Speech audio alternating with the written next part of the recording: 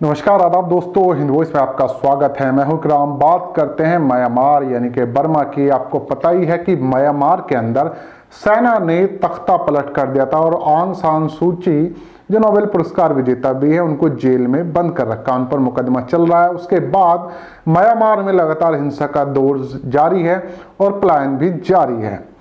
2 साल पहले या 2 से ढाई साल पहले जब रोहिंग्या मुसलमानों ने वहाँ से प्लान किया था, क्योंकि उनका जिस तरह से नरसंहार हो रहा था, उसके बाद वो देश के और कई देश, बांग्लादेश, भारत और इसके अलावा कई और देश में जब वो शरण ले रहे थे तो वो जा रहे थे। लेकिन जब भारत में आए, उनकी तादाद बढ़ी तो यहाँ के कथित राष्ट्रवादियों ने एक नया शिगुफा छोड़ा और कहा कि भारत की एक तरह से कल्चर पर खतरा है, नौकरियों पर खतरा है, तमाम तरह की चीज़ें हो गई और रोहिंग्या के नाम पर यहाँ के मुसलमानों को भी टारगेट किया गया।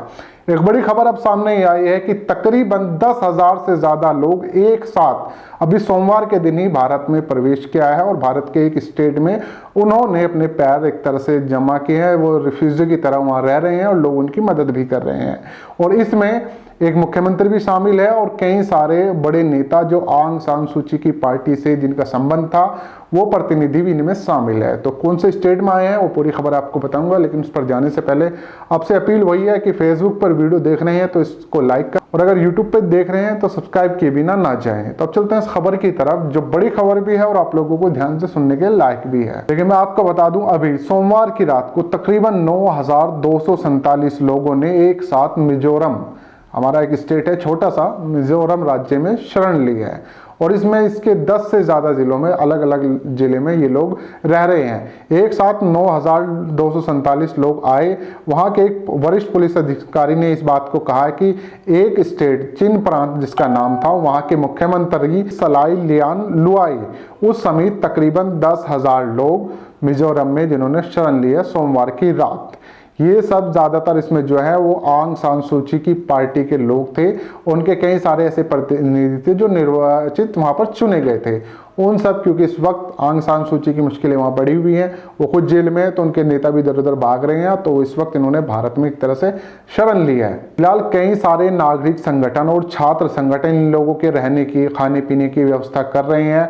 वो कर रहे हैं जैसे रोहिंग्या के टाइम पे कुछ लोग कर रहे थे, लेकिन फिर जैसे ही गोदी मीडिया के हाथ ये खबर लगी, क्योंकि रोहिंग्या के साथ मुस्लिम सब जुड़ा हुआ था, तो वो लोगों ने इसको टारगेट किया था और उसके बाद तमाम तरह के प्रोपेगेंडे चले। जहाँ भी रोहिंग्या उनको किस तरह से देखा जा रहा था। देखिए, एक अंतर्राष्ट्रीय कानून होता है, रिफ्यूजी जब भी कोई कहीं से आता है, रिफ्यूजी शब्द इसलिए बनाया क्योंकि वो बेचारा तंग होकर, परेशान होकर, किसी तरह से पीड़ित होकर तभी दूसरे देश में शरण लेता है, तभी इसी वजह से उसे रिफ्यूजी कहा जाता है। उसके कुछ कानून नियम है जिसके तहत रोहिंग्या भी यहाँ रह रहे हैं। अब और म्यांमार के और लोग जो उनके ही साथी हैं ना, एक ही देश के लोग हैं, रोहिंग्या मुसलमान भी और ये लोग भी, दोनों एक ही देश के हैं, लेकिन फर्क सिर्फ इतना है कि वो मुस्लिम है और ये ही है। अभी तक गोदी मीडिया ने इस बात को बिल्कुल भी नहीं उठाया है और शायद ही वो नहीं उठा पाएगा, क्योंकि इसमें उसको धार्मिक एंगल कहीं से कहीं तक नजर नहीं आएगा। लेकिन रिफ्यूजी हैं, ये भी सताए हुए हैं, वो भी सताए हुए थे।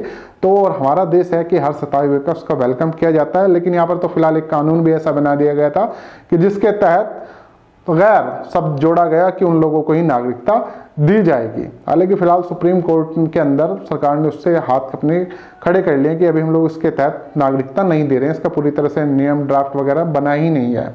अगर मैं मिजोरम पुलिस की तरफ से बात करूं, यहाँ पर जो फिलहाल आंकड़े आए हैं वो तकरीबन 9,247 लोग हैं और इसमें ज़्यादातर जो म्यांमार का एक स्टेट है उसके अंदर से ही तकरीबन 4,156 लोग चम्फाई की स्टेट है वहीं से हैं टोटल। बाकी के अलग अलग जगह से हैं म्यांमार के, लेकिन 4,000 से ज़्यादा लोग सिर्फ एक ही स्टेट के हैं।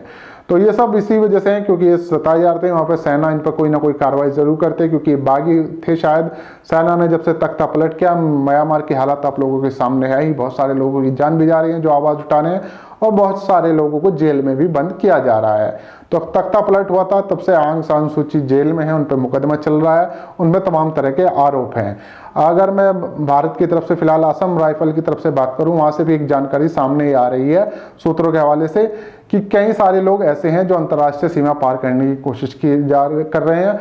कुछ उनको वापस भेज दिया जाता है और कुछ अलग अलग हिस्सों से घुसने की कोशिश कर रहे हैं, यानी कि बहुत सारे लोग अवैध रूप से भी घुसने की कोशिश कर रहे हैं। फिलहाल ये जानकारी भी सामने आ रही है, यानी कि सिर्फ ये जो आंकड़ा है ये तो लीगल तौर पर आया है, लेकिन अगर इसके अलावा और लोगों ने भी घुसपैठ की है तो शायद आंकड़ा बहुत बड़ा हो सकता है। इसमें कोई नया अपडेट आएगा जहां से एजेंसियों की या कोई भी रिपोर्ट सामने आती है वो मैं आप लोगों के सामने पहुंचा दूंगा। लेकिन बड़ी खबर ये थी कि म्यांमार से तकरीबन 9,247 लोग एक ही दिन में भारत में इन्होंने शरण लिया है मिजोरम के अंदर, और जिन्हें अलग अलग 10 जिलों में रखा गया है और लोग उनकी मदद भी कर रहे हैं।